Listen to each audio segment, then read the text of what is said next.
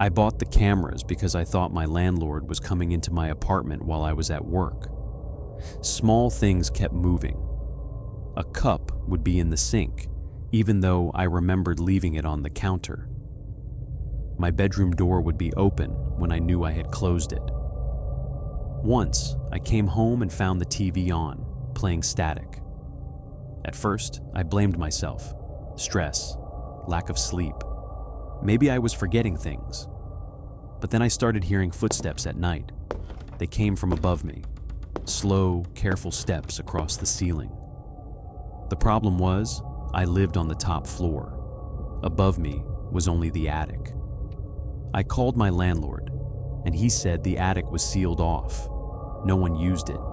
He told me old buildings make noise and not to worry.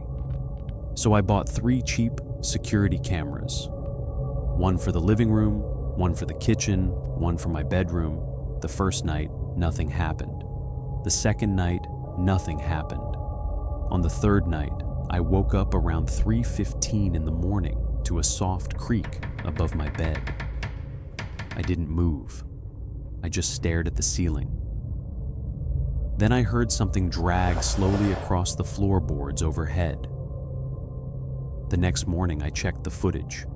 For the first few hours, everything was normal. Then at exactly 3:12 a.m., my bedroom closet door opened. I watched it on my phone, barely breathing. A hand reached out from the darkness. It was pale, thin, and dirty.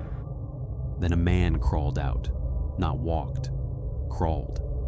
He moved slowly, keeping his body low to the ground like an animal. His hair was long and matted. His clothes looked torn and gray. He crawled to the side of my bed and stood up. Then he just stared at me. For 2 hours. He didn't touch me. He didn't speak. He just stood inches from where I was sleeping and watched me. At 5:07 a.m., he turned, crawled back into the closet, and closed the door behind him. I ran out of the apartment so fast I didn't even put shoes on. The police came. My landlord came. They opened the closet and found a small hatch in the ceiling that had been painted over. Behind it was a crawl space leading into the attic. The attic was full of trash. Blankets, food wrappers, bottles of water, old newspapers. Someone had been living up there for months, maybe longer. But they didn't find the man. The police searched the whole building. Nothing. My landlord looked terrified. He kept saying he didn't know. Then one officer found something scratched into the wood above my bedroom. A tally mark. Then another. Then hundreds more. They covered the beams over my bed. That night, I stayed at a hotel. The next morning, I went back with my brother to get my things. The apartment felt different in daylight. Smaller, less scary. I almost convinced myself the worst was over. Then my brother opened the bedroom closet and called my name. Inside, taped to the wall, was a photo. It was a picture of me sleeping, taken from above, through the attic hatch. On the back, written in black marker, were 4 words. I was here first. I moved out that day. A month later, I got a call from the detective on the case. They had finally identified the man from the camera footage. His name was Daniel Mercer. He had rented my exact apartment 12 years earlier. According to police records, he disappeared without a trace. His family assumed he ran away, but the detective said there was something strange. Daniel Mercer would have been 61 years old now. The man in my footage looked no older than 30. I tried to move on after that. New apartment, new locks, new cameras. For a while, everything was fine. Then last week, I woke up at 3:12 a.m. Not because of a noise, because my phone buzzed. It was a motion alert from my bedroom camera. I opened the app. At first, I saw only my room, empty, still. Then my closet door slowly opened, and from inside, a pale hand reached out.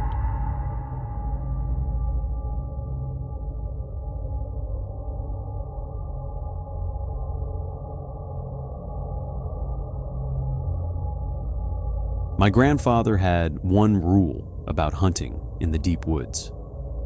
If you hear whistling, do not follow it. Not birds, not wind. A person whistling.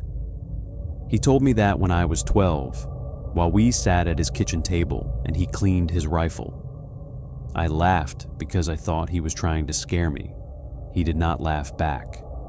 He said, "The woods can learn voices. Once they learn yours, they don't forget." I remembered that years later, after he died, when I found one of his old hunting maps in a box in my mother's garage. It showed a section of state forest most people avoided. No trails, no cabins, no service roads, just miles of pine trees, rocks, and black water creeks. In the corner of the map, he had written one sentence: "Do not cross the creek after sundown." Of course, that made me want to go. I was older, experienced, and stupid enough to think dead men's warnings were just old fears. So one cold November morning, I drove out before sunrise and parked near an abandoned logging road. At first, everything felt normal. Leaves cracked under my boots. Crows moved between bare branches. Deer tracks crossed the mud. Around noon, I reached the creek from the map. It was shallow, half frozen, and quiet. I told myself I would cross it, look around for 1 hour, and come back before dark. That was my mistake. The woods on the other side felt different. The trees were closer together. The air was colder. Even the sound of my boots seemed too loud. After 20 minutes, my GPS lost signal. Then my compass needle started spinning. I turned around to head back, but the creek was gone. I walked in what should have been the right direction for 30 minutes and found only more trees. The sun was dropping fast when I heard it. A whistle. 3 soft notes. The same tune my grandfather used when I was a kid, and he wanted me to come back to the house. I froze. The whistle came again, deeper in the trees. Then his voice called, "Over here!" It sounded exactly like him. Dry, tired, familiar. I almost answered. Then I remembered his rule. If you hear whistling, do not follow it. So I turned and ran the opposite way. Branches scratched my face. Rocks rolled under my boots. I ran until my chest hurt. Then the whistle came again, in front of me.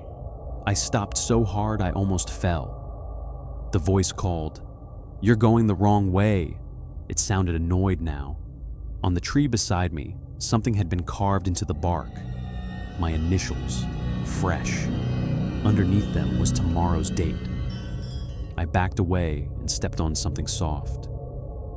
When I looked down, I saw an orange hunting cap half buried in the leaves. My grandfather's cap, the one we buried him in. The woods went silent. Then whistling started all around me. 3 notes, over and over. Some whistles were high like children. Some were deep like old men. One sounded like my mother. One sounded like me. Then something whispered behind my ear. "You should have stayed on your side of the creek." I ran. I don't remember everything after that.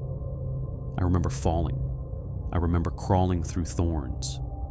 I remember my grandfather's voice begging me to stop. At some point, I saw moonlight on water. The creek. I threw myself across it and landed hard on the other side. The whistling stopped instantly. When I looked back, something stood between the trees. It was shaped like a person, but much too tall and thin. Its head leaned sideways, like it was listening to my heartbeat. Then it whistled my grandfather's tune one last time. I made it to my truck at sunrise. When I got home, I burned the map in the driveway. A week later, my mother called crying. She had found an old cassette recorder in my grandfather's things. On the tape, his voice shook as he explained what happened to him when he was young. He said he crossed the creek and heard his own father whistling from the trees. Then he said, "It learned my whistle. One day, it'll use it to call someone else." I stopped hunting after that. But my house backs up to a line of woods. Most nights, they are quiet. Some nights, after midnight, I hear 3 soft notes outside my window. At first, they sounded like my grandfather. Then, they sounded like my mother. Last night, they sounded like me. And this morning, I found something carved into the tree behind my house. My initials. Under them was tomorrow's date. I called the police, but the officer who came only stared at the tree and told me it was probably kids. Before he left, he said, "You live alone?" I told him yes. He nodded toward the woods and said, "Then who was whistling from your porch when I pulled in?" I have not slept since. Tonight the whistling started earlier. 3 notes. Then my own voice called from the tree line. "Come outside, I found the creek." I am writing this with every light on in the house. Something is on my back porch now. It is tapping on the glass, keeping time with the tune. Help.